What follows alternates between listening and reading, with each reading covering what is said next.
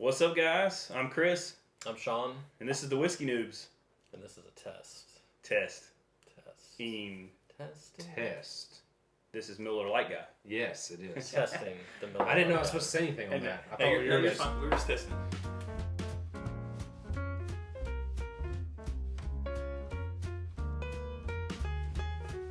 So we're back this week, as promised, and we've got a guest, as promised. So I think you guys are going to enjoy what we do today. We are going to be tasting whiskey, and we've got a pretty cool little lineup here. I also want to just throw in that, as promised again, because we are keeping our promises, we do have a sign now. So Chris, you want to tell a little about what we're going to get into? Well, I guess we should introduce the guy in the middle here. So this is my little brother. Hey, guys. This is Keith. And Keith is who we jokingly mentioned in our last videos as Miller Lite Guy. And one of my goals as big brother is to get him to like whiskey. Because I like whiskey, and it'd be nice to be able to share it with him. So that's kind of the goal. And one of the things we wanted to do when we started Whiskey Noobs was we want to introduce people to whiskey. And just, even if it doesn't become their thing, just introduce them to it, maybe teach them a little bit about it, and just give them that opportunity that if they go somewhere, they could ask for a whiskey, they could order it the way they want it, know what they like, and have one, and that, just kind of sharing the experience. So that's kind of the goal of the video and today, and we're looking forward to having other guests in the future. So Keith's just the first of that. He was the first one we thought of when we did this. We're like, we got to have him on. Yes. Because when we're playing poker and stuff and we're drinking whiskey, Sean and I, he's making fun of us because he doesn't enjoy it. So how do y'all do that? We're kind of hoping that maybe in future poker nights, maybe you'll have, a dram of whiskey and, be able to enjoy it or talk about it a little bit. Yeah. So you want to talk a little bit about our lineup, maybe why we chose some of these whiskeys specifically from both of our collections to try. We can do that, but I want to hear from Keith his thoughts on whiskey in general. I think that's important. I think he should talk just real quick about his thoughts when he thinks of whiskey. So my general thought on whiskey is, I love a good Jack Daniel's shot. I'll get into a bar, hang out with friends, and I can take shots all night. But I've never enjoyed the actual taste of any kind of whiskey. I can sit here and drink 24 Miller Lights and have a good time and be just good. But I want to get into the whiskey thing where I can enjoy it with everybody that I play poker with. Unfortunately, only drinks whiskey. Because why would you drink anything else? Right? So it would be nice to have the knowledge behind it, even if I don't like drinking the whiskey, and if I don't like the taste of it, then that's okay. Now I know that I don't enjoy it, and I'll just stick to my Miller Lite. Yeah. So let's try it out, I guess. Conversation piece, Yeah. Have that, yeah. Know the background of everything. It's all right. I like learning about history, and every whiskey has some kind of history behind it. For sure. Yeah, for sure. It would be fun to learn about those things. Yeah. Yeah, and I think the goal is that we're not going to just do this one time with Keith. So we'll have him back in future episodes and just kind of build. And the goal for me is really find the whiskey that he likes. Because me and Sean talked a little bit earlier this week about why we thought Keith specifically didn't like whiskey. And some of the thoughts were, that he just hasn't found the right one. Yeah. Right? So you just haven't found the right one. Or it's a proof issue, and we just need to get him used to the actual alcohol. And I'll say this. I think getting to a higher proof whiskey, I think it's a stair-step process for some. I think it was for me as I was growing up. I grew up drinking the Jack Daniels and different things like that, and I did shots, and I never viewed whiskey like that until I got a lot older, just a couple of years ago, like I explained before.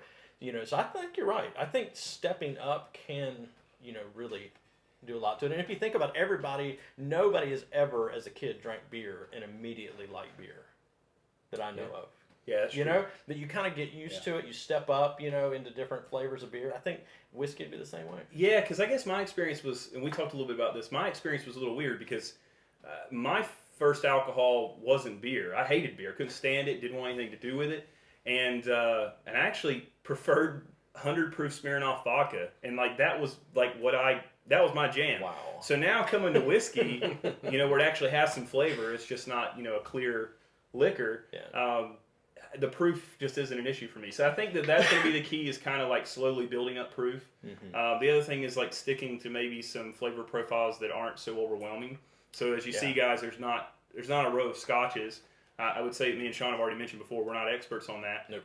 But it's also a flavor profile that, Sean and I really just aren't even there yet. Mm-hmm. And so to start Keith out on that, we wanted to start with some flavor profiles that were fairly, basic's not the right word, but flavors you're used to. And, when you think of flavors like sweet and caramel and sugar and stuff like that. So that's the goal. Yeah. So without further ado, let's get into tasting some whiskey. Absolutely. So just to start, we did start with, I'm going to reach over here, regular Jack Daniels. I think that's a very important baseline. Keith mentioned, of course, that's, when you go out, that's kind of what you drink. That's what you've known. So we want to start out with something that's known. Something that's actually really cool is that Chris has never tried this ever. And so, so you're going to get a first from Chris? Yeah, I don't think I've ever had Jack Daniels. Yeah. I'm pretty sure that whenever I would have shots, it was Jameson. I don't think I've ever had Jack Daniels. Yeah, when we used to go out. That's true. But I have had some whiskeys that are charcoal filtered, so which the Jack Daniels is. Yeah. And Keith, just so you know what that is, basically, and we're not experts here, but they're filtering this whiskey through charcoal. Okay. And what it's doing is it's mellowing down some of those flavor profiles so it's not so intense. From the tone. Oh, okay. So they're really shooting for that word that me and Sean have a hard time with, which is smooth. Mm-hmm. And so they're kind of shooting for that flavor profile. Gotcha. They want something smooth, it's easy to drink. You could throw this on some rocks and just sip it and have a good time. So yeah, there's more science behind the charcoal, but that's in general what it is. We're not diving into that. We just kind of wanted to explain a little bit about what makes this specific to Jack Daniels. And yeah, I'd actually never heard that term before. So yeah. Got a pretty decent. It's kind of a Tennessee thing, because if I'm not mistaken, I think the George Dickel is also charcoal filtered. Smells like I've always just like you remember. Yeah, for some reason, I feel like we should be taking shots of this. when I pour Jack Daniels in a Glencairn, it just doesn't feel right. Yeah, and once again, Chris, of course, has been voted to pour. My hand's heavy. So. Yeah, I like Sean's pours, man. We were trying to get down some mellow corn in the last episode. It was a little rough. Yeah.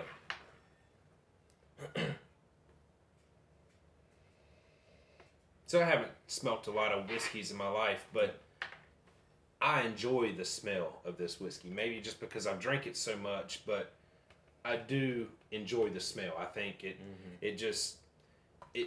it brings the flavor to your mouth through the nose. So a lot of that's going to be that it is 80 proof, so it's only 40% alcohol. So some of the whiskeys that you've been around me and Sean, and we've had you smell, some of those have been much higher proofs. Right. And so when you're smelling Jack Daniels, you're getting more of the oils and the tannins and everything that are actually in the whiskey than just alcohol. Okay. And so that's probably why it's smell easier on me. Yeah, for sure. Yeah, and as I'm smelling, and I'll just tell you a little bit as I'm smelling, the Glencairns, let me say this, the Glencairns are a really good glass, of course, to smell because it focuses everything right there. Some of the bigger glasses, for smelling it, it kind of just goes past you a little bit, and it kind of deadens the nose on it. And that's you get a lot more alcohol from it, like in a rocks glass. I assume there was some sort of science behind this. Yeah, there is. Yeah, and I think you should drink your whiskey out of whatever you want to drink it out of, but this is really good for tastings. So, if I'm tasting whiskey, I'm using a Glencairn. If I'm drinking whiskey, more than likely I'm just going to grab a regular rocks glass. Yeah. I don't put ice in it, but I grab a rocks glass just because I like the weight of it. That's what I do.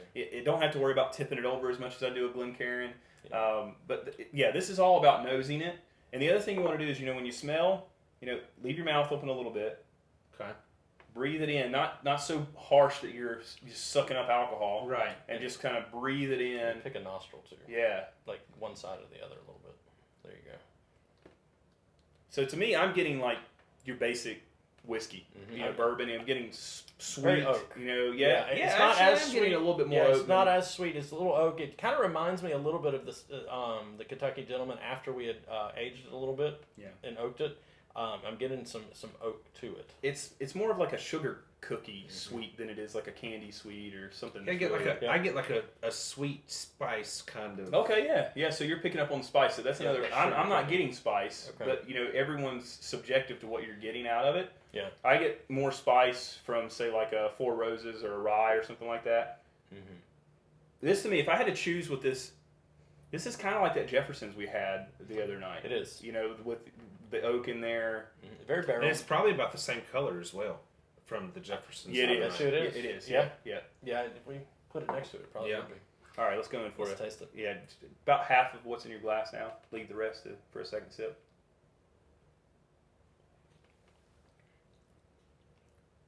Wow. So There's spice in that. I mean, Mm-hmm. I don't know if you let it on me because you mentioned it. So now it's subjective, but there's definitely spice. Now, I didn't get anything on the front end at all. So that's where I got the spice. I didn't get it even on the tip of my tongue. Really? Okay. The finish it's gone. Oh, yeah. I mean, the like, it's finish gone. went away quick, so that might be the smooth. What do you think, Keith? What do you... Well, I catch flavor right at the tip, but then as soon as it hits back here, I guess right at my back of my throat, I guess you would say, or back of my mouth, that's whenever I catch the spice. But that, and then I feel it kind of burn a little bit going down, and then I can feel it breathing back out my nose. I mean, to me, it tastes great. I love this kind of whiskey. Yeah. So maybe Jack Daniels is your whiskey. You Okay. know? I mean, it could be. It could be. I like the taste of it. Me personally, I like it cold. Okay. But it doesn't taste awful with it warm, room temperature. I mean, I don't mind it room temperature. I really don't. So I got a little more on the front end of that one. I got a little more sweetness when I tried that. It's mostly spice to me. And, yeah, and I'll be it is a honest little with you, spicy. for my first time having it, I don't dislike it. No. I don't dislike it at all. No. I do think it is definitely on the smoother side or maybe the less complex side of things. I agree. It's not For very sure. oily. Yeah. So that's probably the residual that we're not getting, after it goes down and we don't taste it. Typically the oils in them will carry that flavor longer. That's what I would Okay. call a trouble whiskey. Yeah. Because I could drink that and just sip that and next thing I know I'm in trouble. I've been there many a times. Yeah. That's All a right. good start. Hey, well, let's swap out for